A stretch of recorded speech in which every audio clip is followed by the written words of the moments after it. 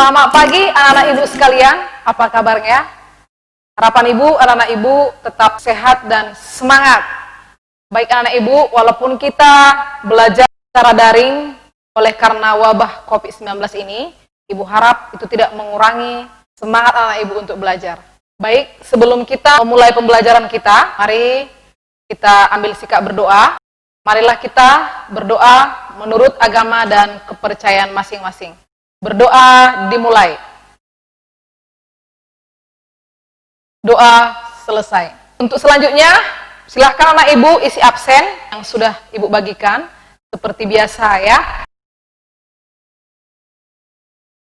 Minggu yang lalu kita masuk ke materi flora dan fauna. Ibu harap materi flora dan fauna itu tetap diulang-ulang di rumah, karena nanti ketika ujian MIT ini biar anak-anak ibu tetap paham dan menguasai.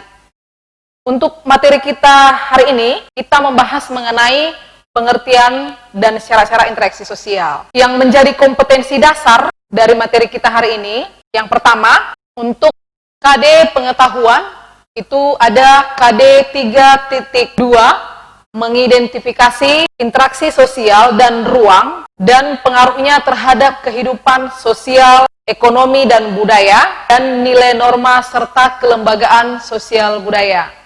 Untuk KD keterampilan 4.2 menyajikan hasil analisis tentang interaksi sosial dalam ruang dan pengaruhnya terhadap kehidupan sosial, ekonomi dan budaya dalam nilai dan norma serta kelembagaan sosial budaya. Baik anak-anak ibu, tahapan-tahapan kegiatan kita hari ini, itu yang pertama, nanti ibu akan menayangkan slide pembelajaran, ibu akan menjelaskan, kemudian nanti dilanjutkan dengan diskusi kelompok untuk mendeskripsikan dan menganalisis materi kita hari ini. Setelah itu, di akhir pembelajaran nanti akan ada evaluasi pembelajaran. Kita masuk ke materi kita, yang pertama adalah mengenai interaksi sosial. Manusia adalah makhluk sosial, karena manusia membutuhkan orang lain. Itu artinya manusia itu tidak dapat hidup sendiri. Untuk itu anak-anak ibu harus terjadi interaksi, ada hubungan. Maka pengertian interaksi sosial adalah hubungan antara orang perorangan, antar kelompok manusia, dan antar perorangan dengan kelompok. Kemudian coba anak ibu amati gambar di layar ini, itu adalah contoh interaksi sosial yang terjadi di sekolah, bagaimana mereka itu saling berkumpul, berbicara satu sama lain untuk mencapai tujuan tertentu. Ini merupakan contoh interaksi sosial yang terjadi di sekolah, ya. Maka kita lihat di sini, interaksi sosial itu bisa antar individu dengan individu, antar individu dengan kelompok, dan kelompok dengan kelompok. Kemudian, syarat terjadinya interaksi sosial itu ada dua, harus ada kontak sosial dan ada komunikasi sosial. Selanjutnya, yang tidak kalah penting dari materi kita ini adalah faktor yang mendorong proses interaksi sosial.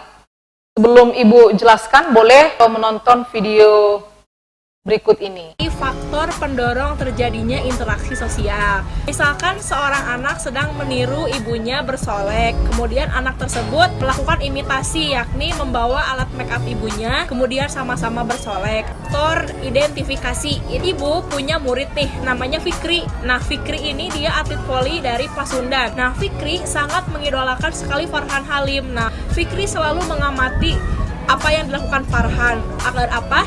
Agar Fikri bisa menjadi atlet voli seperti Farhan. Nah, yang ketiga adalah sugesti. Salah satu contoh sugesti adalah seperti di iklan-iklan ya. Misalkan nih ada iklan menawarkan produk X.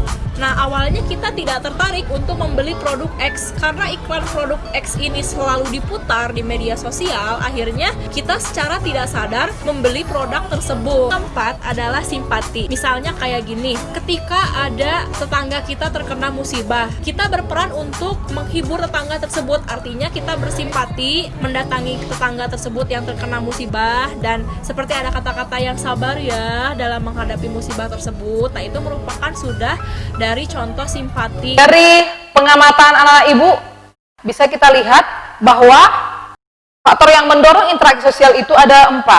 Imitasi, sugesti, identifikasi, dan simpati. Bisa lihat juga ada contoh-contoh dari imitasi dan sugesti, identifikasi, dan juga simpati. Kemudian anak-anak ibu, itu ada ciri-ciri interaksi sosial. Agar terjadi interaksi sosial, itu harus yang pertama, harus lebih dari 1 orang. Kedua, ada hubungan timbal balik. Yang ketiga, memiliki tujuan tertentu. Yang terakhir, terjadinya interaksi itu adanya komunikasi dengan menggunakan simbol-simbol tertentu. Untuk selanjutnya, kita akan berdiskusi. Baik anak-anak ibu ya, kita akan memulai diskusi kita. Sebelumnya kalian sudah ibu bagi dalam kelompok. Nah, silahkan kerjakan LKPD-nya sesuai dengan kelompok kalian.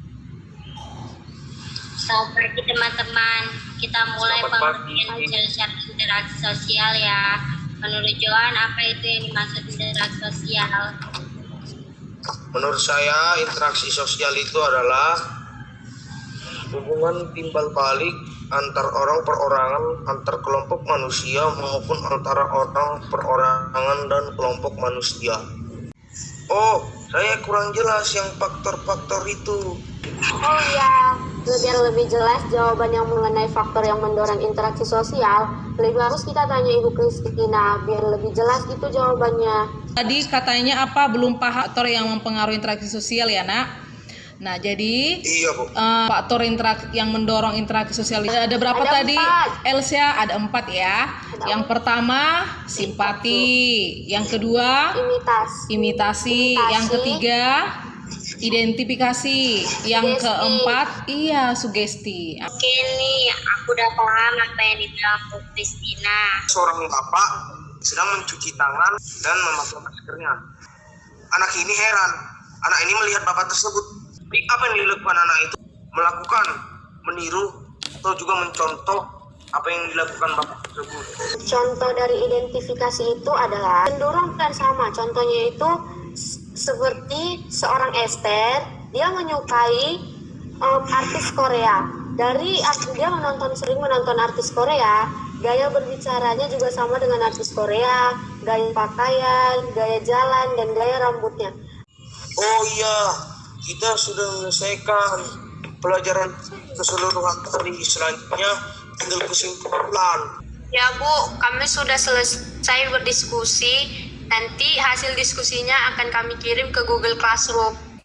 Baik anak-anak ibu, setelah mengamati diskusi anak-anak ibu tadi, ya, ibu perhatikan tadi anak-anak ibu sangat antusias, ya, dan semangat dalam mengikuti diskusi kelompok ini. Kalau sudah selesai diskusinya, silahkan hasilnya nanti akan dikirim ke WA Group atau Google Classroom. Minggu depan nanti akan Ibu beritahu nilai dari kelompok masing-masing.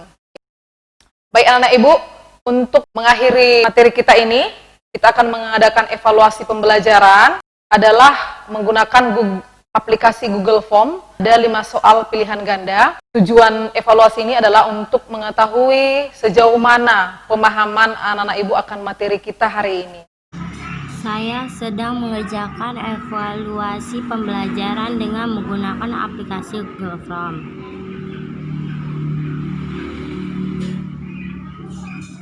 Di pertemuan kita hari ini dapat kita ambil kesimpulan.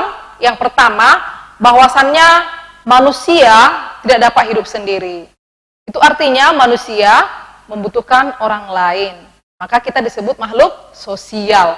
Dan yang kedua, faktor yang mendorong interaksi sosial itu ada 4, yaitu simpati, sugesti, identifikasi, dan imitasi. Yang terakhir, cara terjadinya interaksi sosial itu harus ada kontak sosial dan ada komunikasi sosial. Nah, baik anak-anak ibu, demikian pertemuan materi kita untuk hari ini. Silahkan anak-anak ibu mengulang-ulang lagi di rumah. Kita akan lanjutkan pertemuan kita minggu depan. Tetap semangat, jaga kesehatan. Selamat pagi anak-anak ibu.